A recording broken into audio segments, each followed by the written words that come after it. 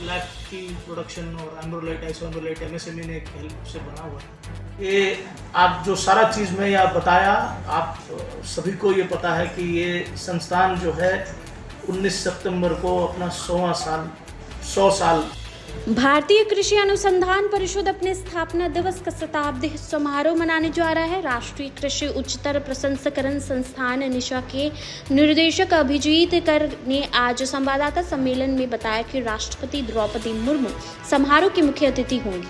उन्होंने बताया कि 19 सितंबर को संस्थान का 100वां वर्ष पूरा हो रहा है। इस सिलसिले में 20 सितंबर को समारोह का आयोजन किया जाएगा। समारोह में राष्ट्रपति द्रौपदी मुर्मू मुख्य रूप से उपस्थित होंगे और झारखंड के राज्यपाल संतोष गंगवार वशिष्ठ अतिथि के रूप में उपस्थित होंगे। इनके अलावा राज्य के मुख्यमंत्री हेमंत सोरेन, केंद्रीय कृषि और कल्याण मंत्री शिवराज सिंह चौहान, केंद्रीय कृषि राज्य मंत्री भागीरथ चौधरी और केंद्रीय रक्षा राज्य मंत्री संजय सेठ कार्यक्रम में शामिल होंगे। वहीं भारतीय कृषि अनुसंधान परिषद के महानिदेशक और उप महानिदेशक अभियांत्रिकी समेत कई वरीय अधिकारी शामिल होंगे। संस्था के निदेशक अभिजीत कर ने बताया कि शताब्दी समारोह 3 सत्र में आयोजित किए जाएंगे। कार्यक्रम के पहले हिस्से में एक पेड़ मां के नाम कार्यक्रम के तहत वृक्षारोपण किया जाएगा। इसके बाद राष्ट्रपति द्रौपदी मुर्मू संस्थान के वैज्ञानिकों के साथ चर्चा में हिस्सा लेंगे। इस दौरान वीडियो के माध्यम से संस्थान की गतिविधियों में राष्ट्रपति को अवगत कराया जाएगा। मौके पर उत्पादों की एक छोटी सी प्रदर्शनी भी लगाई जाएगी। निर्देशक ने बताया कि शताब्दी समारोह के मौके पर एक विशेष डाक टिकट जारी किया जाएगा। सेकेंडरी एग्रीकल्चर क्या है, बहुत लोग कंफ्यूज करते हैं। बहुत सिंपल टर्म्स में अगर मैं बताऊं तो हम जीरो वेस्ट एग्रीकल्चर की ओर जाना चाहते हैं। जीरो वेस्ट एग्रीकल्चर का मतलब, जैसे लाह का ही अगर एग्जांपल लूँ मैं, लाह की खेती जब करते हैं, लाह स्क्रैप करके निकालते हैं, लाह का जो स्टिक है उसको इधर उधर फेंकते हैं, या कहीं सड़ गया तो ठीक है, नहीं तो कोई किसी भी तरह का इस्तेमाल करता है। हम उससे नैनोसेलुलोज और लिग्निन निकालना चाहते हैं, एक्सट्रैक्ट करना चाहते हैं, जो कि किसी भी तरह का इस्तेमाल हो सकता है। नैनोसेलुलोज आप किसी भी तरह यूज़ कर सकते हैं, बैंडेज बना सकते हैं, बेडशीट बना सकते हैं, कुछ भी कर सकते हैं। जहाँ भी सेलुलोज का यूज़ होता है हम कर सकते हैं। उस तरह लिग्निन भी इंडस्ट्रियल यूज़ काफ़ी है और काफ़ी कॉस्टली है। उसी तरह अगर आप ग्राउंडनट के छिलके की बात करेंगे, मूंगफली के छिलके की बात करेंगे, मूंगफली का बहुत सारा इंडस्ट्री है जो छिलका को ऐसे ही फेंकता है या जला देता है। हम उससे फॉस्फोरल निकालना चाहते हैं। आज देश 100% अपना फॉस्फोरल रिक्वायरमेंट, जो कि इंडस्ट्रियल केमिकल है, उसको इंपोर्ट करती है। मेजॉरिटी चाइना से आता है, नहीं तो दूसरे भी कंट्री से आता है। तो हमारा मेजर फोकस रहेगा कि सेकेंडरी एग्रीकल्चर में हम जीरो वेस्ट एग्रीकल्चर पे जाएं, ताकि जो इनपुट एग्रीकल्चर में जा रहा है उससे ज़्यादा पैसा कमाया जाए और ग्रामीण औद्योगिकीकरण हो सके सेकेंडरी एग्रीकल्चरल एक्टिविटीज़ के। लैक की प्रोडक्शन और एम्ब्रोलाइट आइसोएम्ब्रोलाइट MSME ने एक हेल्प से बना हुआ है। महेश शर्मा जी उसको ये करते हैं, आप जानते भी होंगे, तो उनके साथ भी हम करेंगे। 2 हमारा टेक्नोलॉजी है जो लैक का, वो हम ट्रांसफ़र करेंगे प्राइवेट ऑर्गेनाइजेशन को, और एक डिकॉम्प करके है जो मलेरिया का ड्रग बनाते हैं, गवर्नमेंट ऑर्गेनाइजेशन है वेस्ट बंगाल के, तो उनके साथ भी हम ये कर रहे हैं, उनका सिस्टम मैकेनाइजेशन करने के लिए। तो चारों MOU भी उस दिन साइन होंगे। तो लाख की खेती को अगर लार्ज स्केल में हमें लाना है और जल्दी करना है, तो जैसे झारखंड सरकार ने तो अभी कर ही दिया है इसको, कृषि उपज करके, तो हमें उसको कमर्शियल कल्टीवेशन में लाना पड़े। और कमर्शियल कल्टीवेशन पे ला के अगर करते हैं, उसको प्रोडक्शन करते हैं और क्वालिटी मेंटेन करते हैं, आप विश्वास करिए कि इंटरनेशनल मार्केट में इसका बहुत ज़्यादा डिमांड है। और एक बहुत अच्छा हमारे लिए ये है कि जिस कैरियर लाख का इंसेक्ट से भारत में लाख का प्रोडक्शन होता है, वो वर्ल्ड का बेस्ट क्वालिटी लाख है। हमारे को कंपटीशन मेजर अभी थाईलैंड और इंडोनेशिया दे रही है। चाइना में बहुत ज़्यादा नहीं हो पाता है। थाईलैंड और इंडोनेशिया जो है स्पेशल प्रोजेक्ट करके ला उत्पादन कर रहे हैं, और हम नहीं दे पा रहे हैं, तो इंटरनेशनल मार्केट में आज वो दे रहे हैं। बहुत सारे हमारे प्रोसेसर्स इंडिया में अभी ऐसे हैं जो इंपोर्ट करते हैं, रॉ प्रोसेस करके भेजते हैं। लेकिन आज भी अगर हम अपना लाख का प्रोडक्शन बढ़ाएं और इंटरनेशनल मार्केट में जाएं, तो हमारा जो ला है वो पहला चॉइस हो इंडस्ट्री का। ये आप जो सारा चीज़ में यह बताया, आप सभी को ये पता है कि ये संस्थान जो है 19 सितंबर को अपना 100 साल स्थापना के 100 साल पूरा कर रहा है। 20 सितंबर को शुक्रवार के दिन हम इसका शताब्दी समारोह मनाने जा रहे हैं। हमें अत्यंत खुशी और हर्ष से ये मैं बताना चाहता हूँ कि माननीय राष्ट्रपति महोदया श्रीमती द्रौपदी मुर्मू जी इसमें मुख्य अतिथि के रूप में योगदान देंगी। माननीय झारखंड के राज्यपाल श्री संतोष कुमार गंगवार जी इसमें चीफ स्पेशल गेस्ट रहेंगे और साथ ही साथ हमारे केंद्रीय कृषि एवं किसान कल्याण मंत्री श्री शिवराज सिंह चौहान जी होंगे। माननीय मुख्यमंत्री झारखंड श्री हेमंत सोरेन भी इसमें रहेंगे। 2 केंद्रीय राज्य कृषि एवं किसान कल्याण मंत्री श्री भागीरथ चौधरी जी और हमारे रांची के एमपी और केंद्रीय रक्षा राज्य मंत्री श्री संजय सेठ जी भी होंगे।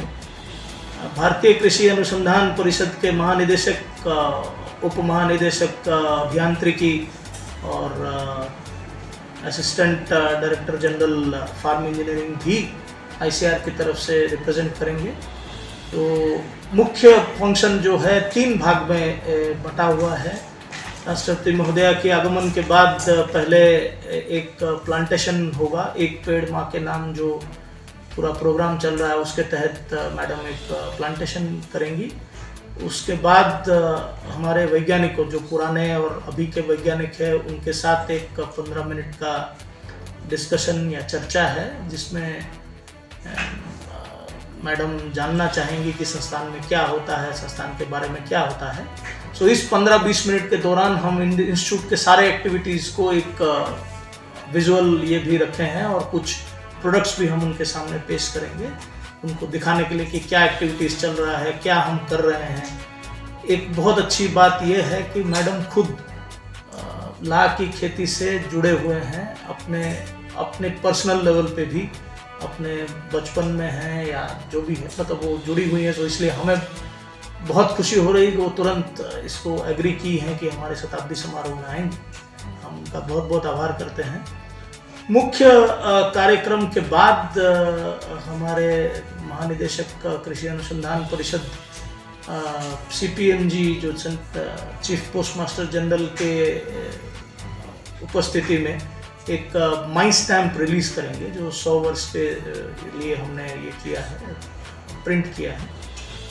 माई स्टैम्प के साथ साथ हमारे 3 और पब्लिकेशंस भी है। एक 100 साल का हमारा जर्नी है और विजन 2047 जो हमारा 2047 में हम 47 तक हम कहाँ पहुँचना चाहते हैं और क्या करना चाहते हैं वो ये इस तरह 3 पब्लिकेशन होगा। और लाक्षा हमारा जो एक पब्लिकेशन है, हमारा मैगजीन है, साल में एक बार हम छापते हैं। लाक्षा शताब्दी जो संस्करण है वो भी, ये 3 पब्लिकेशन भी होगा, रिलीज होगा। तो ये मुख्य कार्यक्रम है। आप लोगों से अनुरोध है कि आप मैं पहले थोड़े से करेक्शंस कर दूँ, करेक्शंस तो नहीं। भारतीय कृषि अनुसंधान परिषद अपना 95वां साल मना रहा है, अभी 5 साल बाद अपना 100 साल पूरा करेगा। कृषि अनुसंधान परिषद के अंतर्गत 113 संस्थानें आती हैं। उसमें से हमारा संस्थान है राष्ट्रीय कृषि उच्चतर प्रसंस्करण संस्थान, जिसको हम इंग्लिश में national institute of secondary agriculture बोलते हैं। कृषि अनुसंधान परिषद के 2 संस्थाएं रांची में है और 2 रीजनल स्टेशन यहाँ पे है रांची में।